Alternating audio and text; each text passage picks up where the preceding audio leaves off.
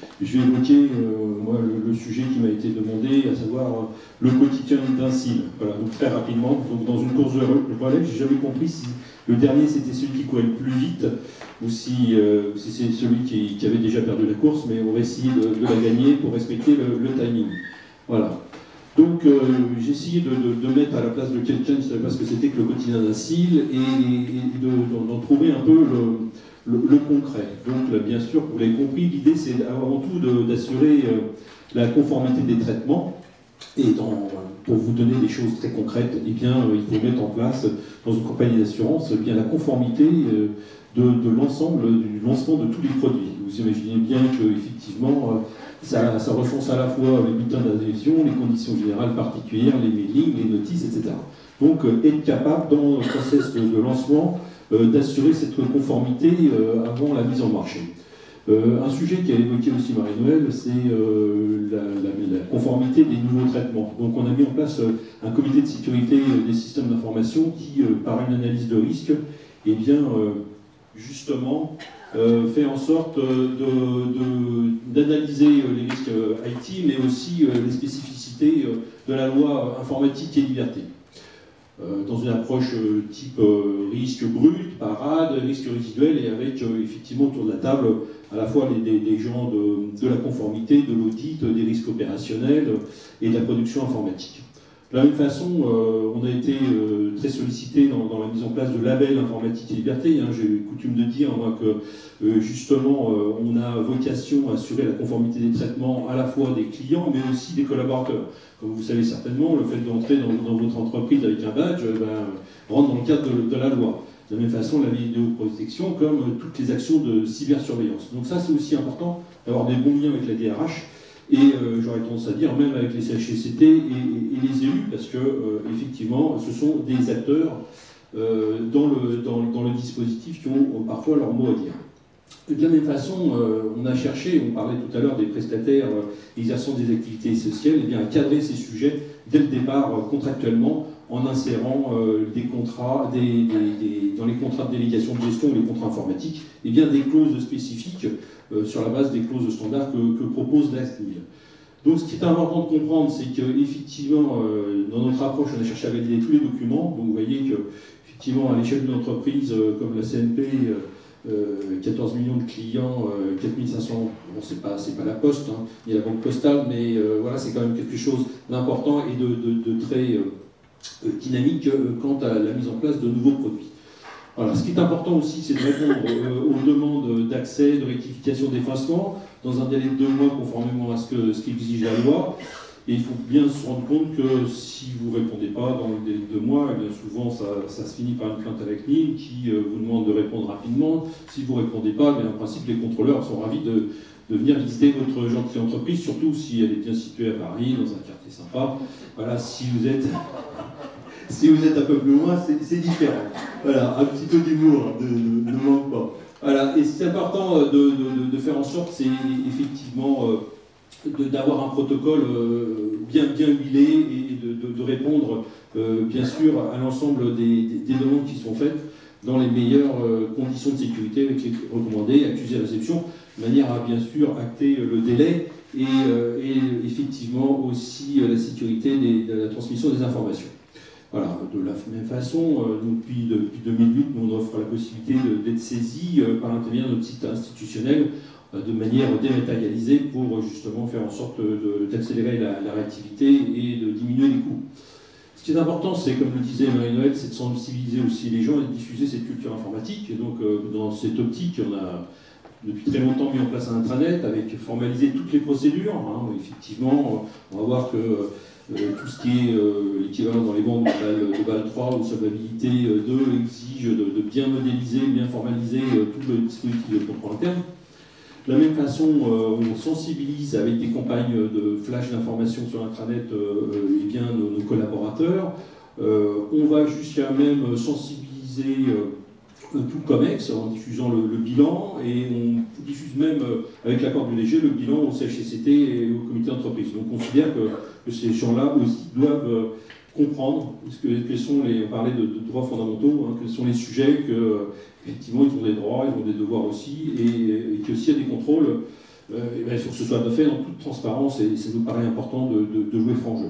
Voilà, on a mis en place aussi des Digital Days pour faire en sorte de regarder quels sont les leviers qu'on pourrait activer au titre des nouvelles technologies. Et puis, on a fait des conférences sur la bonne utilisation des réseaux sociaux dans le domaine de la vie privée et dans le domaine aussi de la vie du citoyen. Et ça, c'était apprécié et on s'est fait appuyer par des avocats spécialisés en informatique et liberté. Et je rejoins l'idée de Marie-Noël de dire qu'il fallait mettre un petit peu d'humour dans ses propos, et c'est tout à fait intéressant. On a pris les cas de Facebook qui, effectivement, permettent d'illustrer facilement l'actualité avec ses dérives, comme vous le savez. Voilà. On est en train de mettre en place des MOOC, c'est effectivement des nouvelles modalités de formation par des petites vidéos, pour que les gens qui sont plus attirés par le mode vidéo, que les générations Y, Z et ABCDEF, si à la fin il faudra bien recommencer, sont plus sensibles à ces modes de communication, donc on est en train de regarder ça. Ça me paraît important, parce qu'on copie-coller quand on a un petit peu de temps, plutôt que de lire des choses, on essaye de varier les médias. Voilà, ce qui paraît important aussi, c'est d'anticiper l'impact de la réglementation, donc on est très actif. Effectivement, on a vu qu'on a participé au pacte d'assurance, on travaille aussi avec ce qu'on appelle le Forum de compétences et l'ANSSI et la CPR pour travailler justement à l'horizon de la notification de failles dans l'approche préventive. Moi je suis très préventif. Voilà, je suis ancien risk manager, donc j'essaie de faire en sorte que le risque ne se réalise pas, plutôt que d'essayer d'en soigner les impacts.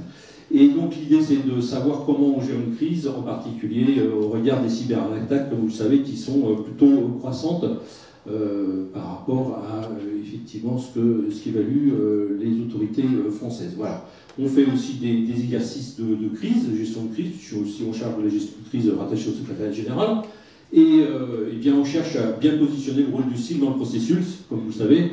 Mais il faudra déclarer, si jamais les vols de données est effectif, cette notification de faille à la CNIL. Mais ce qui est important, c'est de protéger aussi et d'avertir nos clients, donc savoir dans quelles conditions on le fait, et de faire bien sûr l'analyse d'impact et de coordonner tous les métiers, ce qui n'est pas simple.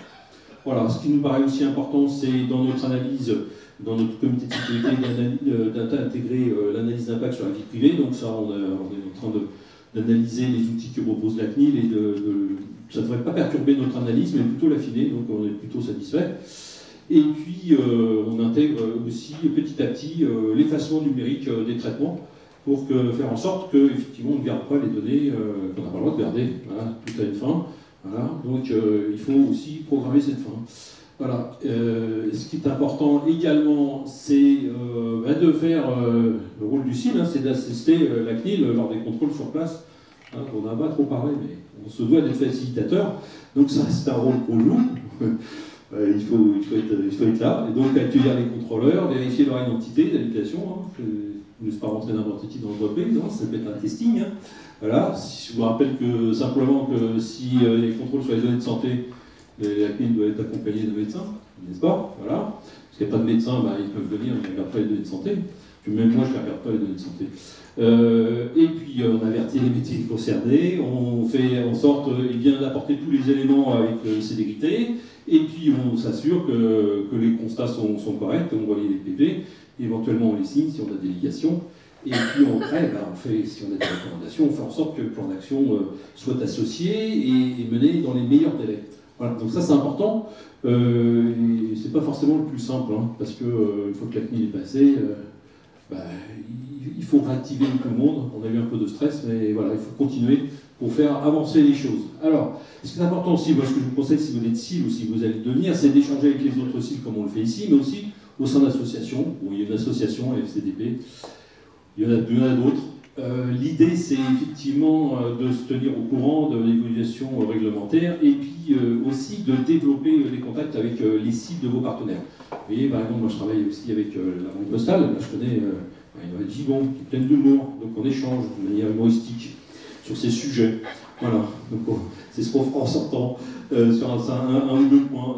On met en place des clauses, vous voyez, comme on est dans un modèle co-assurance, des clauses informatique et liberté sur les documents de collecte conformes, ensemble, standards, qu'on a définis. Comme ça, il n'y a pas de débat entre la conformité de la CNP et la conformité de la banque postale. On s'est mis d'accord, et puis on ne nous renvoie pas la balle, parce que les métiers sont parfois très adroits à cet exercice.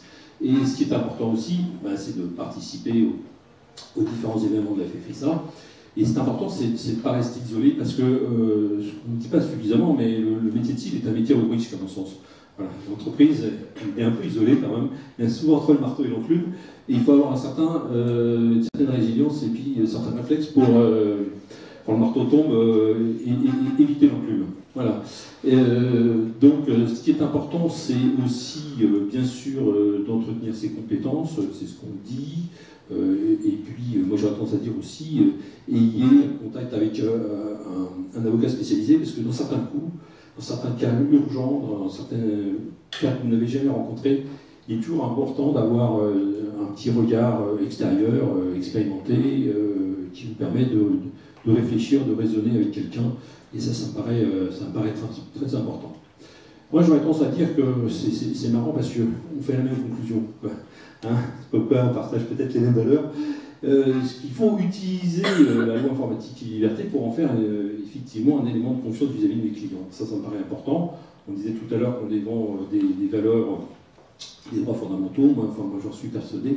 Et je crois que c'est au profit de nos clients. Et puis forcément, si nos clients ont confiance, eh bien, ils resteront, ils seront fidèles, ou d'autres viendront et d'autres, le business se développera.